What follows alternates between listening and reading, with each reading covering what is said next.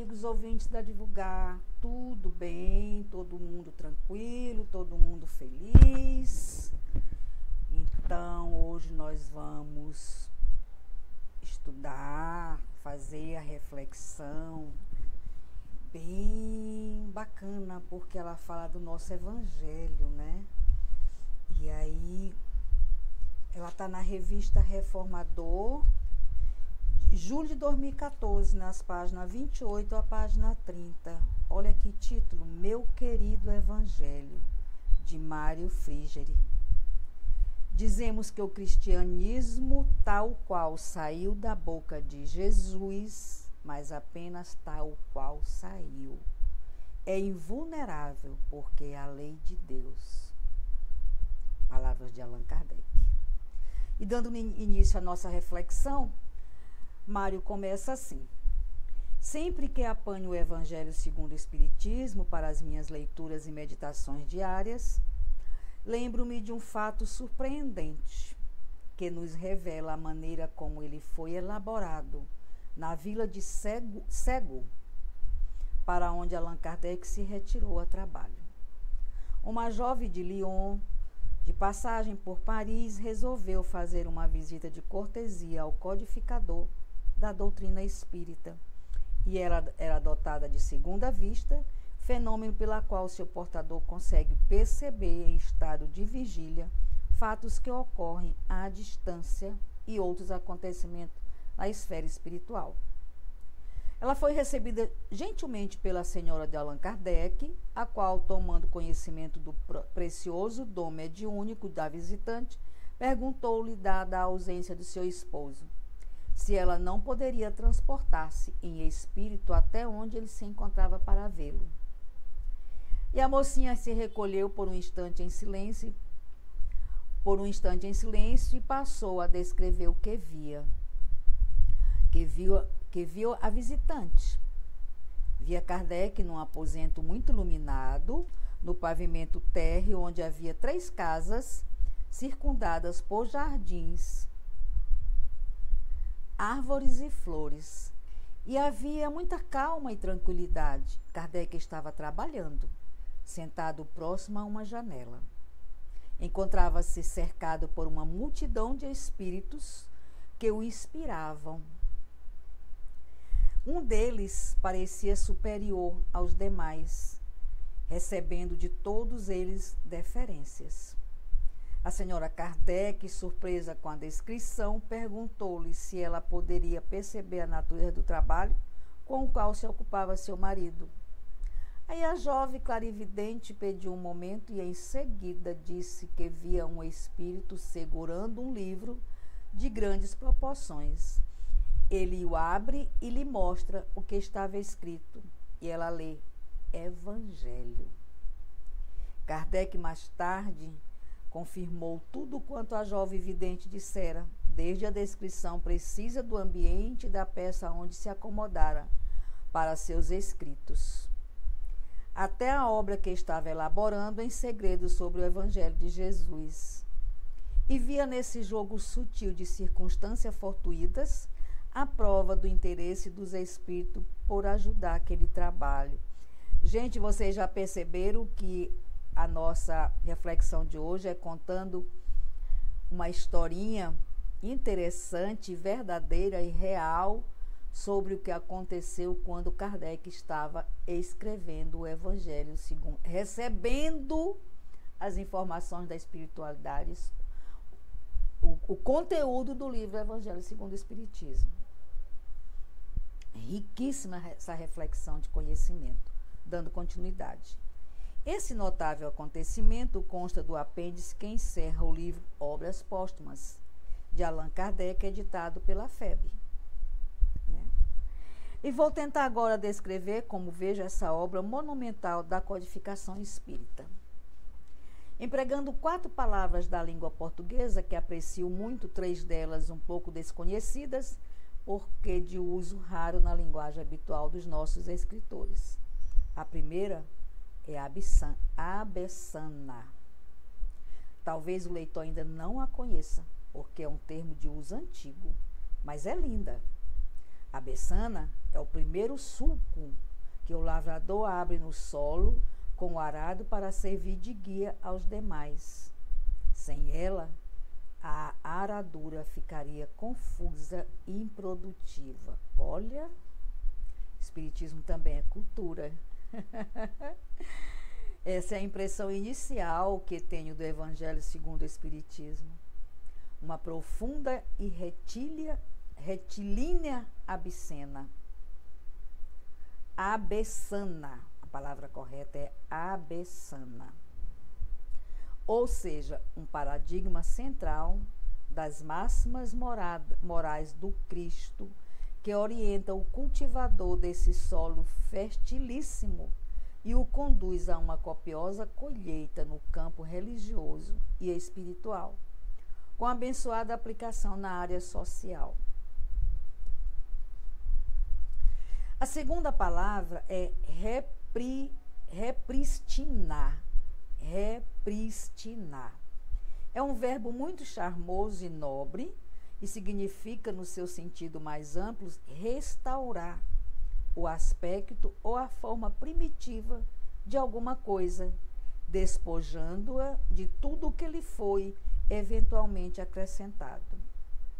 É possível uma imagem mais perfeita do Evangelho espírita?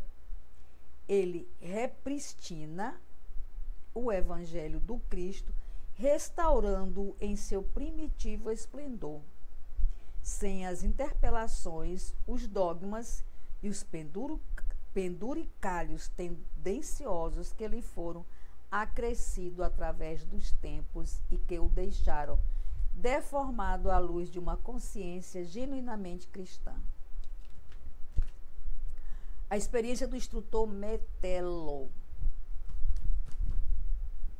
Ele fala assim: a terceira palavra é transumância. Transumância é a migração periódica de rebanhos da planície para as altas montanhas no verão e vice-versa, no inverno. No verão, o alto das montanhas é mais fresco. No inverno, a planície é mais aquecida. Daí a preferência dos animais pela mudança e o conforto que ela lhes proporciona. Quem leu Obreiros da Vida Eterna, capítulo 1 de André Luiz, irá lembrar-se de uma impressionante experiência pessoal narrada pelo instrutor Metelo. Vamos condensá-la. Em certo período da sua vida, Metelo teve o impulso de buscar apressado a montanha. A luz de cima o fascinava, rompendo os laços que o retinham embaixo, logrou alcançar jubiloso pequena eminência. Mas, baixando os olhos, espantou-se com a visão terrífica do vale. O sofrimento e a ignorância dominavam em plena treva. Sentiu-se feliz por um momento, pela posição que o distanciava daqueles quadros angustiosos. Gente, eu não sei vocês, mas eu sou uma pessoa que desde a minha infância, que já faz um tempinho, diga-se de passagem, eu sempre gostei de história. Eu assisti a aula de história pela minha querida dona Carmita, que foi minha professora de história e de outras matérias, mas história era o forte dela. Ela sentava em cima da mesa, cruzava as pernas, ficava balançando as pernas em cima da mesa e contando a história pra gente. História do Brasil, a descoberta do Brasil, a história dos povos indígenas, a história que a gente estuda quando a gente faz o primário. E até o ginásio, dona Carmita me acompanhou. E eu adorava as histórias dela. Eu não esquecia. Eu fazia as minhas provas e só tirava 10. Porque ela contava como quem está contando uma história, como está acontecendo aqui agora, nessa reflexão. Está sendo contada uma história de como Kardec codificou o Evangelho, como ele se portava, para onde ele se transportava, né? Então, quando uma história é contada como um caos, elas não saem da cabeça da gente. Certa noite, porém, notou que o vale se represava de luz, que só o misericordioso visitava o antro sombrio do sofrimento. Que só o misericordioso visitava o antro sombrio do sofrimento. Seres angélicos desciam céleres de radiosos pináculos. Que acontecera? Perguntou a um dos anjos celestiais. O Senhor Jesus visita hoje os que erram nas trevas do mundo, libertando consciências escravizadas. Nem mais uma palavra. Urgia ao mensageiro divino descer para colaborar com o mestre do amor, diminuindo os desastres das quedas morais, amenizando padecimentos, pensando feridas, secando lágrimas, atenuando o mal e, sobretudo, abrindo horizontes novos à ciência e à religião, de modo a desfazer a multimilenária noite da ignorância. Gente, eu estou lendo para vocês esse parágrafo e eu estou vendo na minha memória a cena do anjo celestial descendo, da luz, do sol misericordioso iluminando as trevas. Você imagina isso num filme, uma cena dessa, a gente vivenciando, que o nosso querido Metelo, o nome da criatura, Metelo, vivenciou. Você imagina se ele algum dia ia tirar essa imagem do pensamento dele? Nunca mais, né? Eu estou lendo aqui para vocês, eu já estudei antes e estou imaginando a cena. E diante desse quadro desconcertante da misericórdia divina, Metelo reconsiderou sua atitude temerária, deteve-se e voltou. Por que fugir do vale se o próprio Jesus, que centralizava suas aspirações, trabalhava para que a luz de cima penetrasse nas entranhas da terra? Era preciso, pois, temperar todo impulso de elevação com o sal do entendimento, evitando a precipitação nos despenhadeiros do egoísmo e da vaidade. Egoísmo e vaidade ainda são dois sentimentos muito fortes que nos acompanham nessa nossa encarnação. Quem não é vaidoso, quem não é egoísta, que não quer algo só para si, né? Ainda nos persegue esse sentimento. Até quando, não sei. Até a gente tomar jeito e seguir as palavras do Cristo. Mas ainda são dois sentimentos muito fortes nessa nossa encarnação. Um dia nós nos livraremos dele. Porque por conta deles a gente perde tanta oportunidade.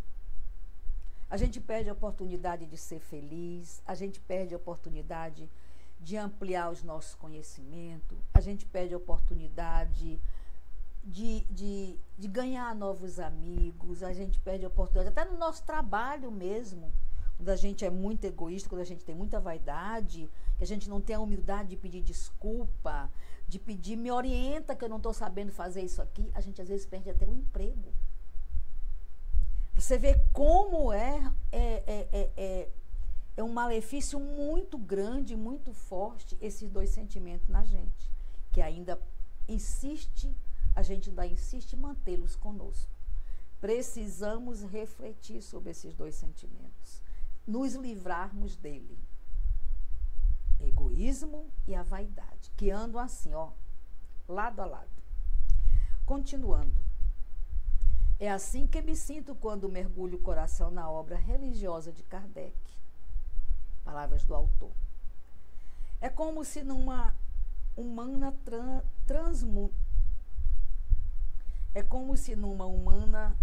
transumância eu subisse a montanha periodicamente para aurir os preceitos sublimes do Cristo na estratosfera rarefeita do alto.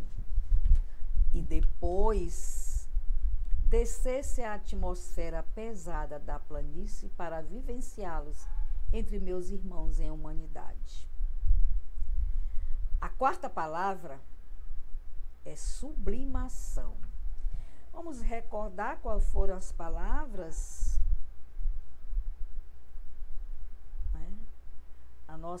A terceira palavra foi a transumância, né? Aonde eu vou encontrar a primeira palavra? Gente, eu tô bem ruinzinha. A segunda palavra foi a repristinar. E a primeira foi abessana. Abessana, repristinar, transumância e agora a quarta palavra, sublimação. Em física térmica, sublimar é fazer passar ou passar uma substância diretamente do estado sólido ao gasoso. O gelo, por exemplo, ao sublimar-se, transforma-se diretamente em vapor. Só depois de percorrer os 3 primeiros estágios, abessana, repristinação e transumância, é que o incansável buscador da verdade poderá sublimar-se. Caminhada é longa, não é, pessoal? Transitando do estado de consciência de sono para o estado de consciência de luz. E o ativador de todos esse processo de acesso é, adivinhem, o Evangelho segundo o Espiritismo.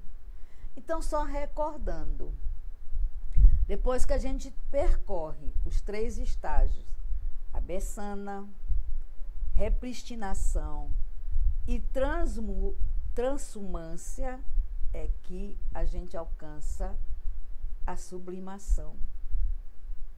E é através do Evangelho segundo o Espiritismo.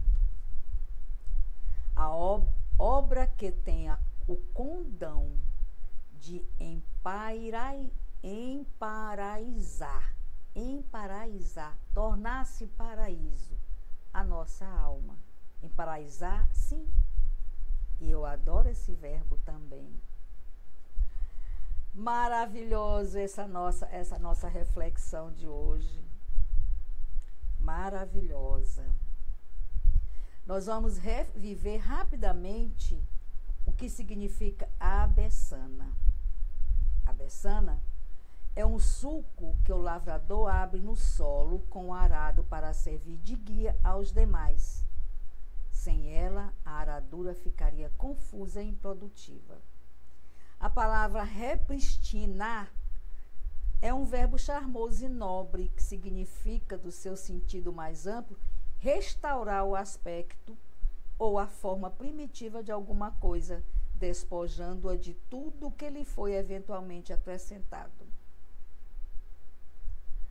A palavra transumância é a migração periódica de rebanhos da planície para as altas montanhas no verão e vice-versa no inverno.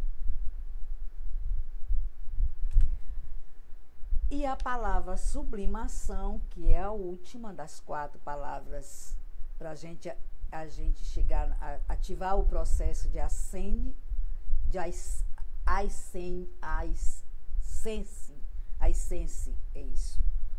Que é a obra do condão de emparaizar a nossa alma. A 4ª palavra é sublimação, que em física térmica sublimar é fazer passar a substância diretamente do estado sólido para o estado gasoso, onde o gelo, ao sublimar-se, transforma-se diretamente em vapor. E só repetindo o último capítulo, ainda temos 2 minutos, só depois de percorrer os 3 primeiros estágios é que a gente chega à sublimação, que é transitar do estado da consciência de sono para o estado da consciência de luz, que é o ativador de todo esse processo é o Evangelho segundo o Espiritismo. Eu não vou esquecer nunca mais dessas 4 palavras, o significado e como eu chego até o meu estado de consciência, saindo do estado de consciência de sono para o estado de consciência de luz, né? Ativando esse processo de AICESSE, que é o Evangelho segundo o Espiritismo. A obra tem o condão de emparaizar a nossa alma. Emparaizar? Sim, eu adoro esse verbo também. Amei essa reflexão. Me desculpem alguma falha na minha pronúncia, que às vezes a língua não ajuda. Eu tenho dificuldade de dicção, eu tenho problemas seríssimos de dicção. Fico muito tempo sem falar, que eu moro sozinha, e aí quando eu vou falar, eu tenho problema de travamento e às vezes eu não consigo falar as palavras, então vocês me perdoem. E mais uma vez eu quero agradecer a companhia, a paciência e a audiência. Não deixem de dar um like, fazer comentários e, por favor, críticas me ajudem para que eu consiga continuar nesse trabalho tão maravilhoso que chegou até a mim. Eu comecei com tanto temor, tão preocupada e hoje eu estou solta, converso como se eu estivesse olhando vocês na minha frente. A maior tranquilidade, às vezes me enrola um pouquinho, mas a gente consegue, né? Importante a gente chegar até o final. Muito obrigada, fiquem todos com Deus, Maria e José e o nosso lindo e maravilhoso menino Jesus. Wanda Barros, para divulgar.net. Até a próxima.